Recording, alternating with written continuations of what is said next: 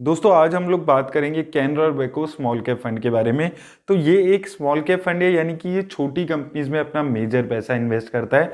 तो इस फंड में अगर आप इन्वेस्ट करने के बारे में सोचते हैं तो आपका जो रिस्क है वो वेरी हाई रिस्क इन्वेस्टर का होना चाहिए और कम से कम आप 5 से 7 सालों के लिए इन्वेस्ट करने के बारे में सोचें अगर आप कभी भी किसी स्मॉल कैप फंड में इन्वेस्ट करते हैं। तो अब आइए दोस्तों देख लेते हैं इस फंड की सारी डिटेल्स। ये फंड कहाँ अपना पैसा लगाता है, किन कंपनीज में, किन सेक्टर्स में, और इसने रिटर्न्स कैसे दिए हैं, और साथ में हम कंपेयर भी करेंगे इसकी रिटर्न्स को जो स्मॉल कैप कैटेगरी के और फंड्स हैं उनके साथ। तो आइए देख लेते हैं ये वीडियो। तो दोस्तों जैसे कि मैंने आपको बताया था ये एक स्मॉल कैप फंड है, यानी कि ये जो अपना पैसा है ये मेजर पैसा ये अपना टॉप 250 कंपनीज के अलावा जितनी कंपनीज होती हैं उसमें इन्वेस्ट करता है, यानी कि छोटी कंपनीज में कंपैरेटिवली ये अपना पैसा ज़्यादा इन्वेस्ट करता है। अगर हम इसके बेंचमार्क इंडेक्स की बात करते हैं तो निफ्टी स्मॉल कैप 250 TRI इसका यहाँ पर बेंचमार्क इंडेक्स चल रहा है और अभी इसके पोर्टफोलियो में टोटल 55 कंपनीज यहाँ पर मौजूद हैं। वहीं दोस्तों अगर हम लॉन्च डेट की बात करते हैं तो कंपैरेटिवली काफ़ी नया फंड आप इसको मान सकते हैं। जनवरी 2019 में ये फंड अभी शुरू हुआ है। वहीं दोस्तों अगर हम इसके फंड मैनेजर की यहाँ पर बात करें तो मिस्टर श्री दत्ता जी यहाँ पर इसके फंड मैनेजर हैं जो सिंस अक्टूबर 2019 यानी कि जब से ये फंड शुरू हुआ है तब से ही लगभग इस फंड को मैनेज कर रहे हैं। इस फंड को शुरू हुए लगभग 3 इयर्स हो चुके हैं, जिसमें से 2.5 ईयर्स यहाँ पर आप कह सकते हैं कि सेम फंड मैनेजर यहाँ पर हैंडल कर रहे हैं। उसके अलावा मिस्टर अजय खंडेलवाल जी ने भी इस फंड को यहाँ पर नया ज्वाइन किया है। वहीं दोस्तों अगर हम इसके एसेट अंडर मैनेजमेंट भी यहाँ पर बात करते हैं तो लगभग 2000 करोड़ के आसपास का इसका अभी एसेट अंडर मैनेजमेंट चल रहा है। तो एसेट अंडर मैनेजमेंट के मामले में भी अभी ये फंड काफ़ी नया है, तो काफ़ी कम फंड साइज इसका आप यहाँ पर देख सकते हैं। उसी हिसाब से दोस्तों अगर हम इसकी मार्केट कैप वाइज एलोकेशन पे यहाँ पर बात करते हैं तो लार्ज कैप कंपनीज में ये लगभग ना के बराबर पैसा लगा रहा है, 1% के आसपास। मिड कैप कंपनीज में 43% पैसा ये लगा रहा है, वहीं स्मॉल कैप कंपनीज में 50% के आसपास ये पैसा लगा रहा है। तो हालांकि ये एक स्मॉल कैप फंड है उसके बावजूद ये बहुत ज़्यादा एलोकेशन स्मॉल कैप कंपनीज में नहीं करके चल रहा है, यानी कि ये कंपैरेटिवली जो रिस्क है वो अपना कम लेकर चल रहा है। उसी तरह दोस्तों अगर हम यहाँ पर इसकी एक्सपेंस रेशो पे बात करते हैं तो एक्सपेंस रेशो भी इसकी काफ़ी रीजनेबल है, सिर्फ 0.47% के आसपास की एक्सपेंस रेशो ये फंड चार्ज कर रहा है। कैटेगरी एवरेज से कंपेयर करते हैं तो कैटेगरी एवरेज जो एक्सपेंस रेशो रहती है वो 0.74% रहती है, तो कैटेगरी एवरेज के कंपैरिजन में भी काफ़ी कम यहाँ पर इसकी एक्सपेंस रेशो देखने को मिल रही है। वहीं दोस्तों अगर हम इसकी एग्जिट लोड पे बात कर लें तो अगर आपने अपना डाला हुआ पैसा 1 साल के अंदर निकाल लिया तो आपको 1% का एग्जिट लोड देना होगा, और अगर आप 1 साल के बाद कोई भी पैसा निकालते हैं तो आपको यहाँ पर कोई एग्जिट लोड नहीं देना होगा।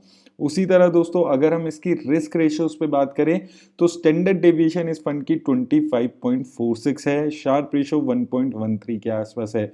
कैटेगरी एवरेज से कंपेयर करते हैं तो स्टैंडर्ड डेविएशन 24.3 चल रही है।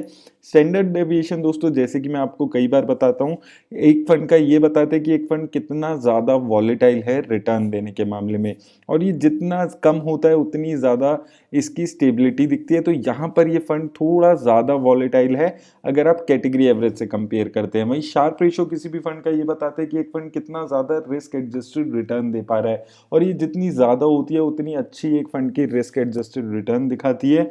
तो यहाँ पर शार्प रेशोज की काफ़ी अच्छी दिख रही है, यानी कि एक fund better risk adjusted return देने में कामयाब हो पा रहा है। वहीं दोस्तों अगर हम सेक्टर एलोकेशन पे इसकी बात कर लें तो सबसे ज़्यादा पैसा इसने फाइनेंशियल सेक्टर में लगाया हुआ है 20.38%, उसके अलावा सर्विस सेक्टर में 14%, कंस्ट्रक्शन सेक्टर में भी 13.59%, उसके अलावा केमिकल और एफएमसीजी सेक्टर में भी इसने अच्छा खासा एलोकेशन यहाँ पर किया हुआ है। तो दोस्तों एक स्मॉल कैप फंड के हिसाब से अगर आप यहाँ पर देखेंगे तो काफ़ी अलग ये इसकी सेक्टर एलोकेशन दिखती है, क्योंकि फाइनेंशियल सेक्टर में 20% जनरली एक स्मॉल कैप फंड में आपको नहीं देखने को मिलता है। तो अच्छी डाइवर्सिफिकेशन ये फंड आपको यहाँ पर देता है अगर आप सेक्टर एलोकेशन की बात करते हैं। कंपनीज की टॉप 10 बात करें तो सबसे ज़्यादा पैसा इसने केपीआर मिल्स में लगाया हुआ है 3.3% के आसपास, उसके बाद ग्राइंडवेल नॉर्टन में इसने 3% के आसपास पैसा लगाया हुआ है, उसके बाद स्काइफ्लर इंडिया में भी इसने 3% के आसपास ही पैसा लगाया हुआ है। उसके अलावा Persistent Systems, Canfin Homes, KNR Construction, Balrampur Chini Mills, BSC, PNC Infratech जैसी कंपनीज यहाँ पर आपको देखने को मिल रही है। तो अगर आप इसकी टॉप 10 कंपनीज देखेंगे तो काफ़ी डिफरेंट कंपनीज यहाँ पर देखने को मिलती है।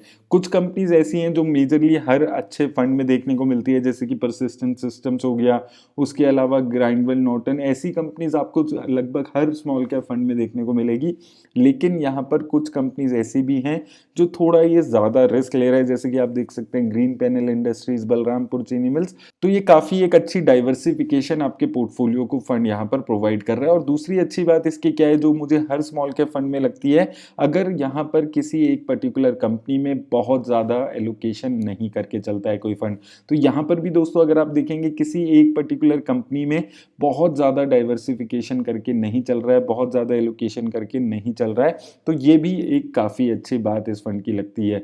वहीं अगर हम इसकी रिटर्न्स पे दोस्तों यहाँ पर बात कर लें, तो सबसे पहले अगर आप वन टाइम इन्वेस्टमेंट पे रिटर्न पे बात करते हैं, तो अगर आपने अपना लगाया हुआ पैसा यहाँ पर 10,000 रुपये एक साल पहले लगाए होते, तो वो पैसा इसने आपका 15,700 कर दिया। 57% के आसपास की रिटर्न इस फंड ने आपको एक साल में जनरेट करके दी है। 3 सालों में वही पैसा आपका 24,000 के आसपास हो गया, यानी कि 3 सालों में इस फंड ने आपका पैसा 150% के आसपास बढ़ा दिया है। 2 सालों में डबल से ज़्यादा ये पैसा हो गया है। 10,000 रुपये आपके लगाए हुए 22,000 के आसपास हो गए हैं।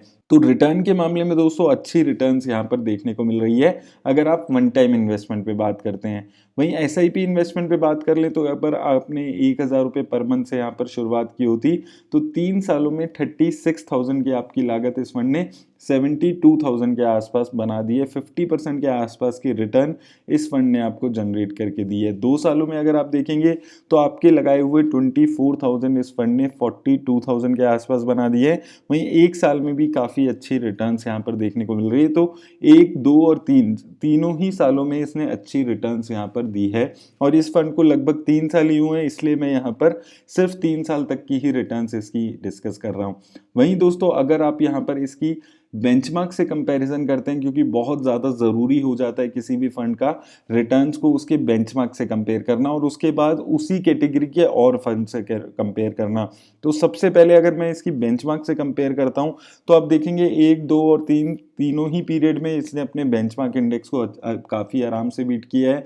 बेंचमार्क इंडेक्स ने 27% की रिटर्न दी है 3 सालों में, इस फंड ने 34% की। 2 सालों में बेंचमार्क इंडेक्स ने 36% की रिटर्न दी है, इस फंड ने 50% के आसपास की रिटर्न दी है। एक साल में भी इस फंड ने काफ़ी अच्छी खासी रिटर्न दी है आपको। एक साल में इस फंड ने आपको 57% की रिटर्न दी है, वहीं इसके बेंचमार्क इंडेक्स ने सिर्फ 40% के आसपास की रिटर्न दी है। तो काफ़ी अच्छी खासी रिटर्न्स इस फंड ने यहाँ पर आपको जनरेट करके दी है। वहीं दोस्तों अब बात आती है, काफ़ी सारे लोग मुझे कहते हैं कि जब भी मैं किसी फंड का कंपैरिजन करता हूँ तो उसके जो उस कैटेगरी के और अच्छे फंड्स हैं उसके साथ कंपैरिजन भी आपको करके दिखाऊं। तो इस फंड का हम कंपैरिजन इस कैटेगरी के और फंड से साथ कर लेते हैं, एक्सिस स्मॉल कैप और क्वांट स्मॉल कैप के साथ। तो दोस्तों अगर हम इस फंड का कंपैरिजन एक्सिस स्मॉल कैप और क्वांट स्मॉल कैप फंड के साथ करते हैं पिछले 3 सालों का, तो यहाँ पर आप दोस्तों देख सकते हैं कि सबसे अच्छी रिटर्न क्वांट स्मॉल कैप ने दी है, उसके बाद एक्सिस स्मॉल कैप ने दी है और उसके बाद सबसे आखिरी में कैनरा रुबेको स्मॉल कैप ने यहाँ पर रिटर्न दी है। तो रिटर्न के मामले में दोस्तों यहाँ पर कोई कमी इस फंड में नहीं दिख रही है। 3 सालों की अगर आप रिटर्न देखते हैं, 1 साल की भी रिटर्न देखते हैं, तो भी अच्छी खासी रिटर्न दी है, इसने अपने बेंचमार्क को भी बीट किया है। बस यहाँ पर यह है कि लॉन्ग टर्म की परफॉर्मेंस इसकी अभी अवेलेबल नहीं है, ताकि हम एक कंसिस्टेंसी इस फंड की देख सके। और दोस्तों अगर आप लोगों को भी टिकर टेप का ऐसे ही यूज करना है म्यूचुअल फंड का एनालिसिस करने के लिए, तो लिंक आपको डिस्क्रिप्शन में मिल जाएगा। और दोस्तों अगर आप इस फंड में इन्वेस्ट करने के बारे में सोच रहे हैं, तो मुझे लगता है अभी आप इस फंड को 6-8 महीने का टाइम और दीजिए और उसके बाद इस फंड में इन्वेस्ट करें। और अगर आप इस फंड में ऑलरेडी इन्वेस्टेड हैं, तो मैं आपको यही बोलूंगा कि ये फंड काफ़ी अच्छा फंड है। अभी तक ये अपने बेंचमार्क को बीट कर पा रहे हैं, तो कोई रीज़न नहीं है कि आप इस फंड में अपनी एसआईपी रुकवाएं या फिर आप इसमें अपनी एसआईपी से एग्जिट करें। उस मामले में ये फंड यहाँ पर कोई कमी नहीं दिख रही है। और दोस्तों मैं हमेशा आपको ये चीज़ बोलते हुए आ रहा हूँ कि अगर आपको कभी भी म्यूचुअल फंड में इन्वेस्ट करना है, तो उससे पहले आप अपने फाइनेंशियल एडवाइजर से ज़रूर बात कर लें। और अगर आपने अभी तक डीमेट अकाउंट नहीं खुलवाया है, तो लिंक आपको डीमेट अकाउंट का डिस्क्रिप्शन में मिल जाएगा। वीडियो अच्छी लगी हो, हेल्पफुल लगी हो, तो इसे लाइक और शेयर करना ना भूलें। धन्यवाद।